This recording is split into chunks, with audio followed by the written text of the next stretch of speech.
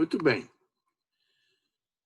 Vou retomar aqui o que a gente estava conversando, né? E nós vamos seguir compartilhando o conteúdo lá. Certo? Bom, então eu estava aqui, ó. Então eu estava falando dessa criação na Alemanha, né? Ainda no século XVIII. Esse modelo alemão de previdência, ele foi criado também, de uma certa forma, para conter, né, uma insatisfação social, etc. Então, a previdência, ela tem uma história muito parecida com o direito do trabalho, né? Fatores como fatores políticos, fatores sociais, fatores econômicos, né? Revolução industrial, fator político aí, fator social, a questão da reivindicação dos trabalhadores, né? Então, desse modelo alemão, muitos países europeus adotaram, expandiu-se, né?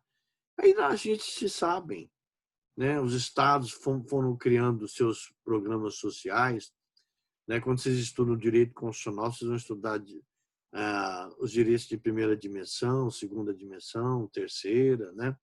Os direitos sociais, né?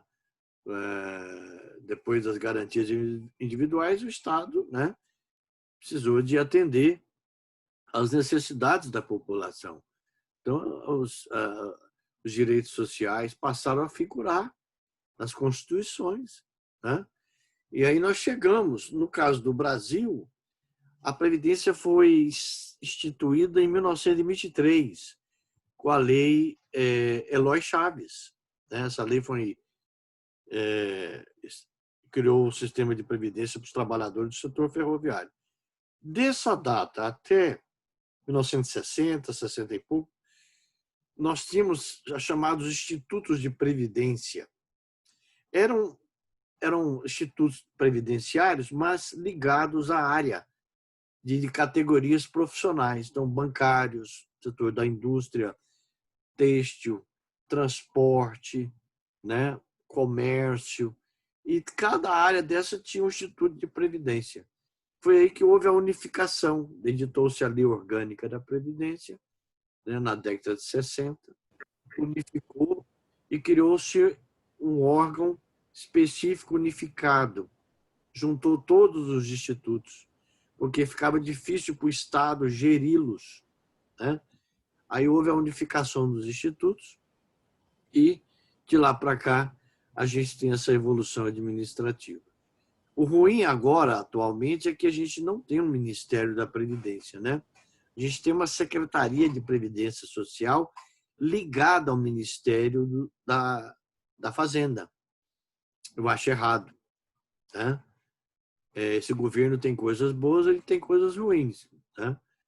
Mas nesse ponto eu acho que é um ponto negativo, porque eu manteria o Ministério da Previdência, é muito importante. Nós temos mais de 20 milhões de aposentados e pensionistas, é maior do que quase tem mais de 20 milhões, quase 30 milhões, é maior do que a população do Chile, se brincar, né? Então, o tamanho de gestão que tem que ser feita, então eu não tiraria, não faria isso, né? Que o Ministério é muito importante da Previdência, né? Então, esse modelo criado na Alemanha expandiu, tá? Esparramou. Alguns países, boa parte dos países europeus adotaram esse modelo, ainda o embrião dele, a estrutura dele ainda está presente, né? Lógico que ele veio decorrente de uma evolução, né? É só nesse momento que o Estado intervém e cria um modelo. Aqui na América do Sul, a gente tem um país que não tem previdência social. O Chile é um país que não tem previdência social. A previdência é privada, né? O Estado fiscaliza as chamadas os fundos gestores, né? Fiscaliza, tem uma fiscalização para ver a solvência, para ver se tem, né? se não está em má gestão, mas é privado. Então, o trabalhador chileno ele contribui para um sistema privado, ele não tem previdência social. Tá? Eu acho que isso não funciona. Né? Eu acho que a previdência social, não, o Estado não pode abrir mão de ter um regime, um sistema previdenciário. Né? Eu acho que não tem como. Né? Agora, nessa crise sanitária, nós estamos vendo tanto que a parte de saúde pública é importante, você tem um sistema bom de saúde pública. Né? A Alemanha, por exemplo, está conseguindo, né, superar toda essa fase, porque ela tem um sistema público de saúde muito bom. Né? O nosso sistema ele tem falhas, apesar de ser universal, tudo, mas ele não é bem gerido. Né? Os estados e municípios ficam empurrando com a barriga e acham que o governo federal tem que garantir tudo também. Né? Não tem uma responsabilidade dos governadores e prefeitos de investirem em saúde de uma forma mais intensa. Né? Então, se a gente se preparar, né? Porque isso é um sinal amarelo. Essa crise ia abrir um sinal amarelo. A gente precisa do sistema público.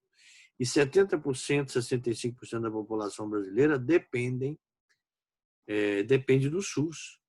Né? O restante tem seguro privado. Então, tudo isso é importante. Né?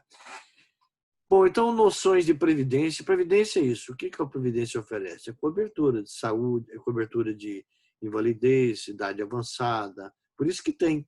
Cada contingência dessa representa a cobertura de um benefício.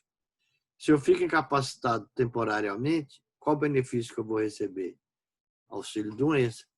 Se eu fico incapacitado de forma permanente, que benefício eu vou receber? Aposentadoria por invalidez. Né? Se eu chego à idade avançada, que benefício o Estado vai me proporcionar? Mediante contribuição, né? Ele vai me proporcionar uma aposentadoria por idade.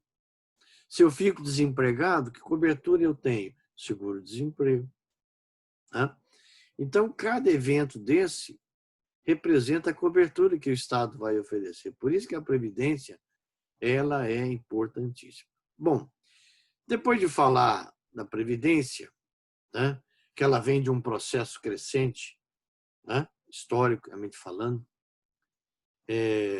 eu fiz aqui um apanhadozinho para a gente, né?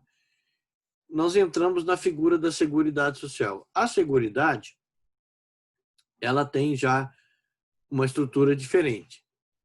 Né? A Previdência lida com aposentadorias, pensões. Né? Caso a pessoa falecer, que benefício ela vai receber? Pensão por morte. Né? Então, são situações distintas. No caso da Seguridade, é um conceito mais amplo. Né? Ela traz a ideia de um programa de Estado mais amplo, que envolve não só a parte de previdência, mas envolve saúde, envolve também assistência. Né? São 3 áreas que ela engloba. Né? E aí a gente passa a analisar, né, a sua estrutura, como ela se compõe, né, dentro do sistema. A Seguridade Social aparece para nós, no nosso ordenamento, com a Constituição de 88. Né? A Constituição de 88 traz esse avanço, né? Ela abre, né, a cobertura numa visão de Estado mais social, envolvendo 3 áreas, né, integradas de previdência, saúde, assistência. Né? Embora cada uma dessas áreas, a relação jurídica é diferente. Né? A mesma relação jurídica previdenciária não é igual à relação jurídica de assistência. Né? Não é. Uma pessoa que não contribui, não trabalhou, não tem registro contributivo, ela não tem como ter acesso a um benefício previdenciário. Né? Ela pode tentar abrigar-se na assistência. Aí ela vai ver se atende os requisitos que a legislação estabelece para essa relação jurídica. Tá? A saúde já tem um caráter mais amplo, né, de universalidade, de acesso imediato, sem nenhum requisito prévio, né? Chegar no hospital público, que você está doente, combalido, né, com um acidente grave, você vai ser atendido, ninguém vai te pedir um cheque, uma garantia de nada, né? Você vai entrar e vai ser atendido. Assim como tem na Europa, né? Os países europeus têm programas de assistência de saúde muito bom, né? Eu fiz meu doutorado fora, morei 5 anos, quase 5 anos na Espanha, e sei que funciona, né? Hospitais públicos, eu fiquei até doente, fui atendido por um hospital público. Meus filhos, 2 filhos, um teve um problema grave, foi atendido e sim, né? O sistema funciona. Hospitais de primeira, aparelhos, médico, um corpo de médico muito bons. Então funciona, né? Mas hoje a gente tem, mas não funciona tão bem. Tem que funcionar, a gente tem que cobrar isso agora, né? Depois dessa crise, isso acendeu, né, o sinalzinho amarelo, né? Para a gente cobrar isso de quem é gestor, né?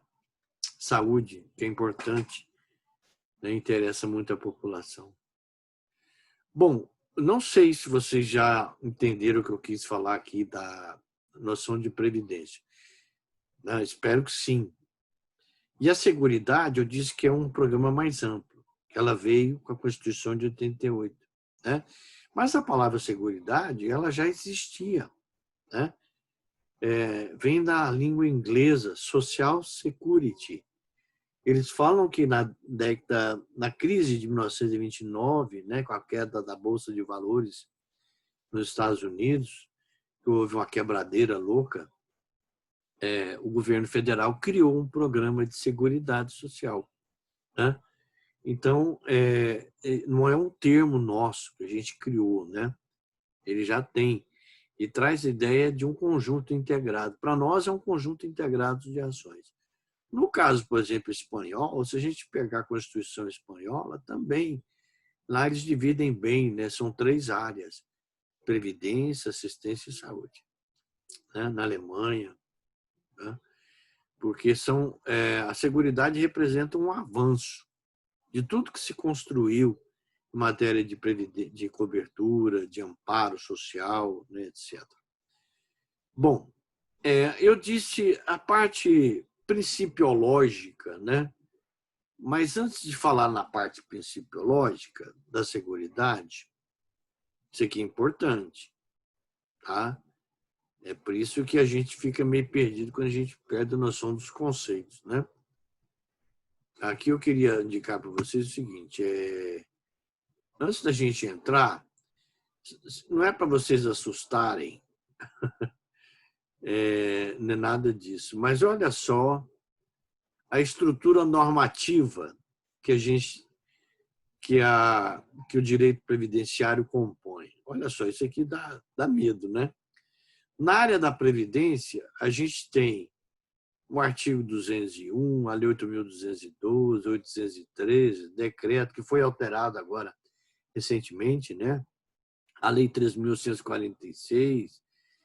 Na área da assistência, nós temos o artigo 203, a Lei Orgânica da Assistência Social, o Estatuto do Idoso, né?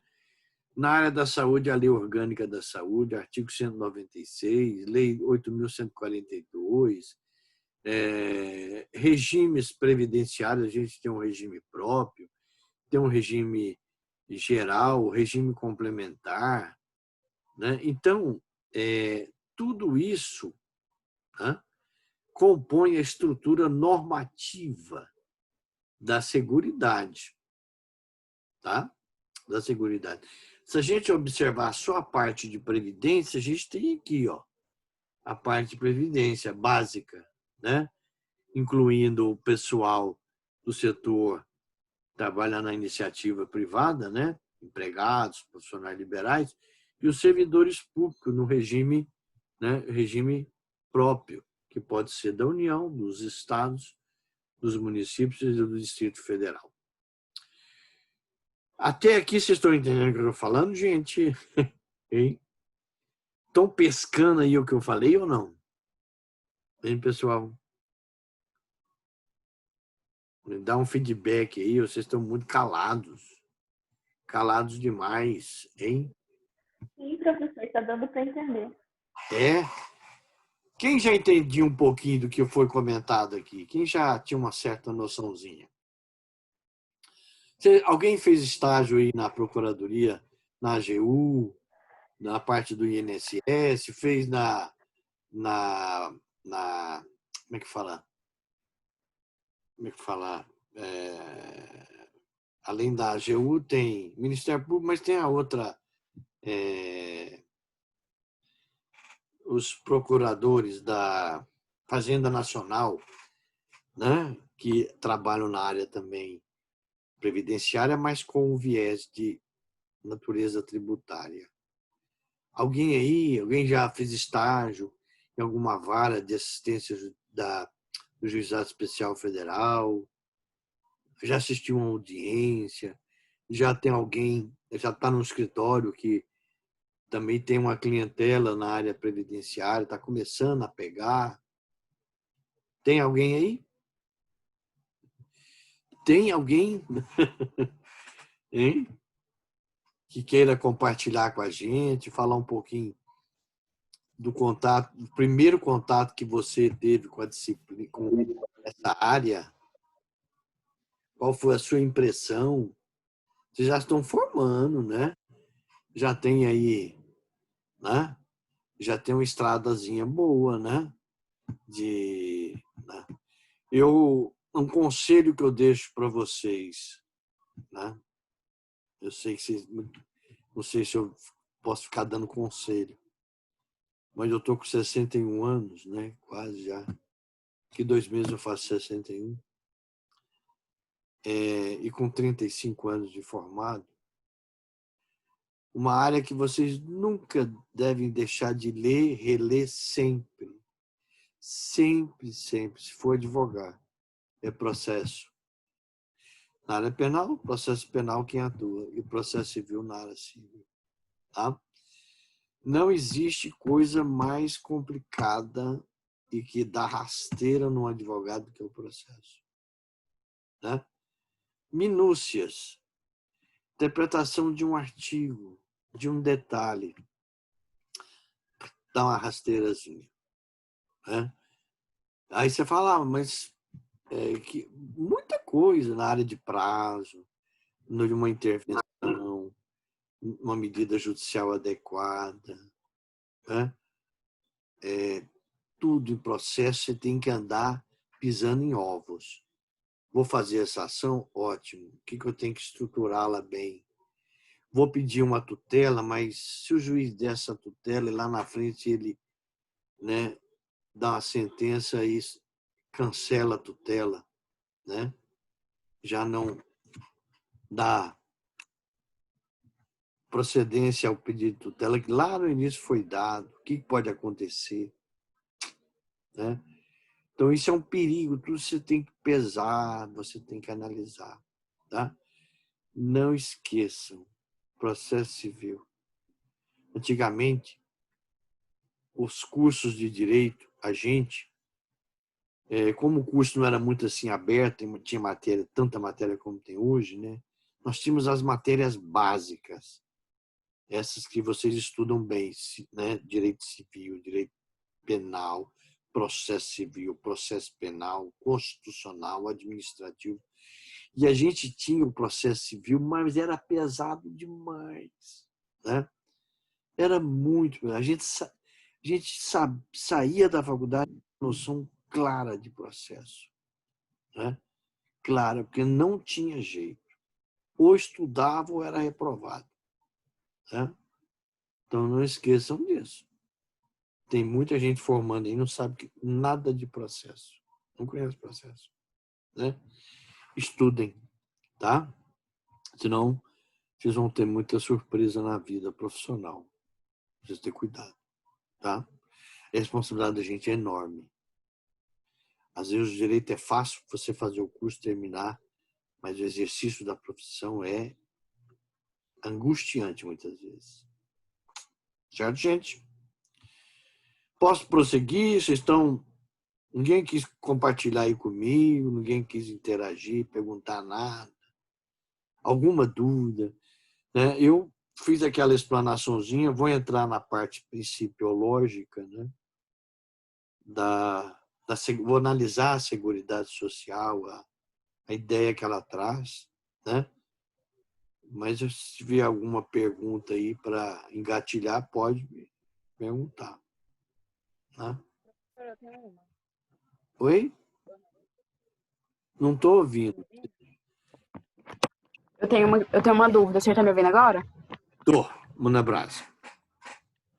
Eu sou estagiária na Justiça Federal, né? Aí lá a gente faz muito pela regra antiga. Aí, no caso aqui, como que vai ser? Porque eu perdi o começo da aula. A gente vai aprender mais a regra antiga, porque o que a gente vai pegar vai ser, assim, profissionalmente, vai ser de acordo com a regra antiga ou a gente vai aprender a partir da nova direto? Você fala as mudanças com a reforma? É isso? Isso. Olha, Isabela, a gente vai ver as duas coisas, né? Porque é o seguinte, a regra nova, trazida pela Emenda Constitucional 103, ela traz um novo regramento de acesso aos benefícios, mas ela preserva a expectativa de direito das pessoas que até então não tinham completado os requisitos, mas que estava perto de completar. Aí o legislador, para preservar isso, ele traz umas regrinhas transitórias. E aí, quando a gente fala da regra transitória, a gente fala um pouquinho do que existia antes. Mas o foco nosso é mostrar as duas e mostrar bem, né, o que mudou de regramento para acesso ao benefício. Mas nós não podemos falar só das regras novas, porque engloba também a parte transitória. Né? Tem muita gente, porque essas regras novas só vão atingir aqueles que entrarem, né, a partir da promulgação da emenda ao mercado de trabalho. Né? Aqueles o contingente de pessoas que estão nas regras transitórias é muito grande. São milhões de pessoas, né, que estão... e tem aqueles que, lógico, têm direito adquirido, né, já atingiram os requisitos, não precisa. Então, quando eu for comentar cada mudança, eu vou falar a mudança que foi provocada e o que ficou de regra transitória para as pessoas poderem ter uma noção. Respondi sua pergunta? Respondeu sim, muito obrigada. Hein, Isabela? Respondi, Isabela, sua pergunta? Respondeu sim, professor, muito obrigada. De nada. Então, vamos lá. Eu vou falar um pouquinho da parte principiológica, né? E antes de falar da parte principiológica, eu vou falar aqui também do conceito de direito previdenciário. Aqui tem um conceito bom, bacaninha. Quer ver? Ele é do... Deixa eu ver de quem que ele é. É do Carlos Alberto de Castro. Quer ver? Aquele autor, olha. Direito previdenciário, ramo do direito público, tem por objeto estudar, analisar, interpretar os princípios e as normas constitucionais, legais e regulamentos que referem ao custeio da Previdência Social. No caso do ordenamento estatal vigente, também serve como análise, né, o financiamento das demais vertentes da Seguridade, ou seja, assistência social, saúde, bem como os princípios e normas que tratam das prestações previdenciárias devidas aos seus beneficiários. Então, ele é um ramo do direito público. A relação jurídica previdenciária é de direito público, né? o objeto dele é estudar, analisar e interpretar os princípios e as normas constitucionais, legais e regulamentos que referem ao custeio. A palavra custeio tem a ver com financiamento. Aí é um viés tributário do direito previdenciário, né? Ao falar do viés tributário, logo ele fala também da seguridade, das 3 áreas e das prestações típicas, né, de previdência social. Então, você vê que o conceito dele ele é amplo, né? Ele é esse conceito do Carlos Alberto de Castro e o João Batista Lazari, tá? Bom, o que a gente pode analisar aqui da parte principiológica, eu não vou ficar muito alongando, né? Eu vou deixar um textozinho também da parte... Tem até ele aqui, vou deixar no aba para vocês. O primeiro princípio da Previdência, da Seguridade, que está lá no artigo 194 da Constituição, é universalidade da cobertura e do atendimento. Esse princípio, ele perpassa, melhor dizendo, as 3 áreas da Seguridade, né? Universal. Né? Então, ele tem a Previdência, embora seja contributiva, ela tem que ser oferecida a toda a população. Né? Ela tem um caráter contributivo. A saúde é mais ainda do que a Previdência, né? Porque o caráter de universalidade da saúde ele é muito mais evidente, né? Porque não se exige nada da pessoa para ter uma assistência num hospital público, para ser atendido. E a assistência social é caráter universal, mas, por exemplo, o BPC, né? Esse benefício, o BPC, ele é oferecido à pessoa que não contribui, né? Não tem renda. E o BPC é um tipo de um benefício assistencial. Né? Ele é universal? É. Ele é oferecido para aqueles que não conseguiram ter um histórico contributivo junto à Previdência, que a Previdência exige o caráter contributivo. Para me aposentar por idade, por invalidez, por receber uma cobertura, né? Eu preciso ter uma aposentadoria especial, eu preciso contribuir. Sem contribuição, eu não tenho acesso. Na área da assistência, não há necessidade de contribuição. Mas eu vou preencher alguns requisitos para poder ter acesso a esse benefício assistencial. Né? Esse benefício dá muita dor de cabeça, tem muitas ações envolvendo. Eu tenho uma ação, né?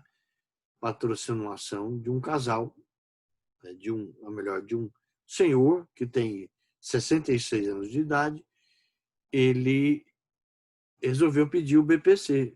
A Previdência negou, falou que ele não tem direito porque ele não preenche os requisitos que a lei estabelece. Né? Depois a gente vai ver quais são esses requisitos. No entanto, analisando a situação dele, a gente percebe claramente na lei orgânica da assistência social que ele preenche os requisitos. Né? Então, é difícil, às vezes, ter acesso a esse benefício. A Previdência costuma negar. A pessoa tem que estar inscrita no CAD único, né, que é aquele CAD que registra as pessoas que, né, recebem benefício assistencial. Ele não pode ter renda própria. Ele tem que viver de ajuda de alguém, né? Ou se ele tiver uma rendinha, essa renda não pode ser superior a um parâmetro, né, que a lei estabelece, é 1/4 salário mínimo, mas houve uma modificação agora, me parece que o Bolsonaro vetou essa pequena alteraçãozinha na renda, né? A gente vai ver isso com calma. Então, não é fácil. Esse caso do meu cliente, ele tem 66 anos, não tem renda, e vive com a esposa doente. Ele vive de ajuda das filhas. As filhas são casadas, cada um tem sua vida, sua família, tudo, mas e não vive com eles. Eles moram num cantinho, uma casinha pequena, os dois. E negaram, né? Negaram o benefício sobre o fundamento de que a renda que eles têm das filhas é o suficiente para eles viverem. Acontece que a renda não é deles, né? Não é deles. As filhas não moram com eles. Então, essa ideia de unidade familiar aí, não, né, estão querendo colocar as filhas como componente da unidade familiar. Não é. Elas não, melhor dizendo, elas não compõem a unidade familiar. É ele e a esposa, moram numa casa cedida pela filha.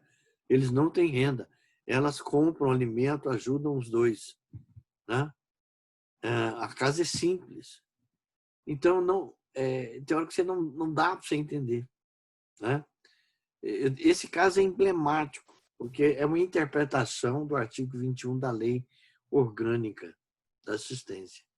Questão, qual é o conceito de unidade familiar? Olha só, tanto que isso é complicado. Eu vou mostrar para vocês esse caso. Tem até uma decisão do STJ, do ministro Napoleão Maia, que fala sobre essa questão, o conceito de unidade familiar. Eu entrei com embargos agora nesse caso, porque houve uma sentença desfavorável, o recurso nominado também não foi dado provimento. Aí entrei com embargos, né? Rejeitaram os embargos. Aí tem que ver se cabe aí uma ação, né, para a turma nacional de uniformização, a turma, né, a turma nacional de uniformização. Muito bem, dos juizados especiais federais. Vamos lá, então. Então, essa universalidade aqui, ela está presente nas 3 áreas, mas com muito mais evidência, você vê isso mais na prática, na área da saúde, né? Porque não se exige nada em contrapartida. Não é que as 2 áreas não têm o caráter universal, tem, mas elas estabelecem alguns requisitos, né? A previdência requer contribuição. A assistência requer o preenchimento de alguns requisitos para ter acesso ao benefício assistencial. Então, essa é a ideia básica. A uniformidade e equivalência dos benefícios e serviços às populações urbanas e rurais. Esse princípio, ele resgatou a dignidade do trabalhador rural, né? Gente, daqui a pouquinho vai terminar a nossa aula. Nós já tivemos aí um tempo bacana de aula, né? Foram mais de 50, dá o quê? 1 hora e pouco, né? De aula, mais de 60 minutos. E aí a gente vai se fechar aqui, a gente se despede. Eu vou deixar para vocês no AVA algumas questõezinhas pontuais para vocês responderem para a próxima semana, aí para mim poder avaliar do conteúdo que foi ministrado, lembrando, né, do plano de curso, que agora é um pouquinho diferente, né? Que a gente vai ter que compor 50% restante de trabalhos, né? Atividades. Então, eu vou deixar para vocês no AVA, vocês dão uma olhadinha no AVA, tá? Não esqueçam de olhar o AVA. Se sair aqui, a gente considera despedido, que a gente, na próxima aula, retoma, né, o ponto que a gente está aqui. Mas só para a gente fechar, uniformidade e equivalência dos benefícios e serviços às populações urbanas e rurais. O que é isso? Ora, na verdade, a Constituição de 88, está no artigo 194, ela diz o seguinte, olha, não dá mais para os benefícios rurais serem pagos de uma maneira, né, aviltante, metade do salário mínimo.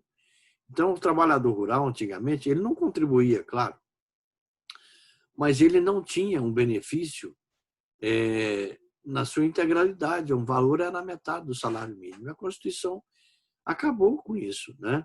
Estabeleceu que a equivalência, o mesmo valor de um benefício pago por um trabalhador urbano tem que ser pago por um trabalhador rural, né? Não há diferença.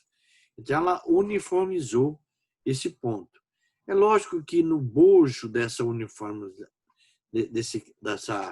dessa garantia de uniformização dos benefícios urbanos e rurais, né, ainda tem no meio rural uma figura que é preservada, embora ela não ganhe menos salário mínimo, ela ganha um salário mínimo, né, mas ela tem ainda umas características bem peculiares, bem próprias da atividade dela, né? É o chamado segurado especial.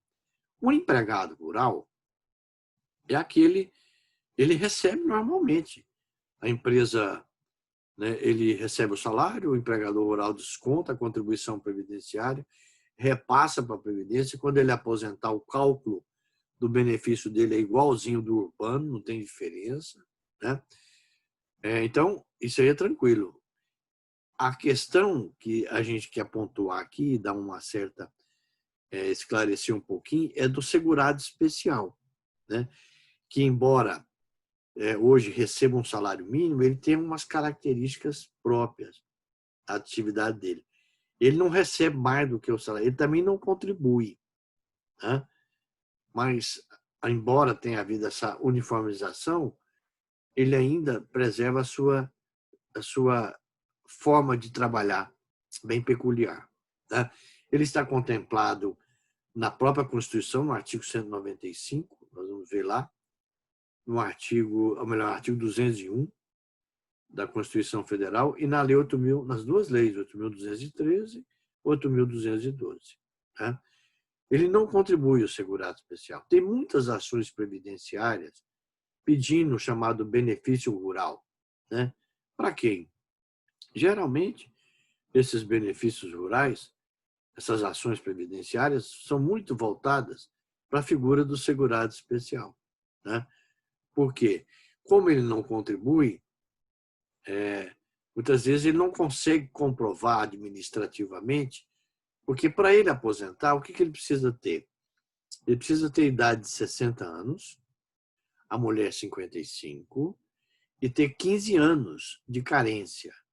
Essa carência, ou de tempo, né, ou de contribuição, de atividade rural, 15 anos de carência, que, na verdade, são 15 anos de atividade rural. Como ele não contribui, ele tem que provar o exercício da atividade rural dentro desses 15 anos. Se ele não faz prova da atividade rural, ele não habilita no benefício. A legislação, a INSS, não vai pedir dele a contribuição, não, você vai ter que provar isso que o senhor contribui. Não, porque ele não contribui. Tá? Mas ele tem que fazer a prova da atividade rural, que ele trabalhou, que ele, né, atuou na lida, que ele foi meeiro, parceiro, arrendatário rural. Né? Ele não pode ser empregado, porque empregado rural é outra coisa. Né? Empregado rural tem um benefício igual ao urbano. Pode ter um benefício superior ao salário mínimo, não tem problema. Mas o segurado especial ele tem que provar. Se ele não tem, às vezes ele tem dificuldade de fazer essa prova. Aí vai para o pedido administrativo, nega. Fala, não, se eu não provou, se eu não tenho direito, se eu tenho até idade, mas se eu não tenho tempo. Se eu não fez a prova da atividade rural, só precisa provar, se eu aposentar por idade, por 60 anos. Aí nega. Aí ele vai para o Poder Judiciário, né, na tentativa de reverter essa decisão administrativa, alegando que não, que as testemunhas que ele levou, que a documentação que ele apresentou, que os elementos probatórios são contundentes em demonstrar que ele atuou 15 anos como meeiro, parceiro, que ele morou numa propriedade rural. Então, um conjunto probatório.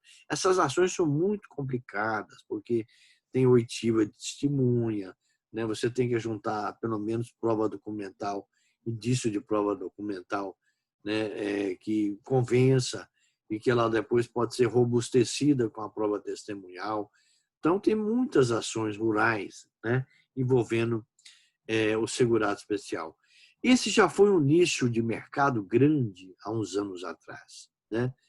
Já teve uma advocacia aí previdenciária muito agressiva nessa área, há uns 15 anos atrás. Né? Gente aí saiu por esse mundão aí afora, 20 anos atrás, pegando procuração de todo mundo e fazendo uma advocacia muito agressiva e perigosa, muitas vezes, né?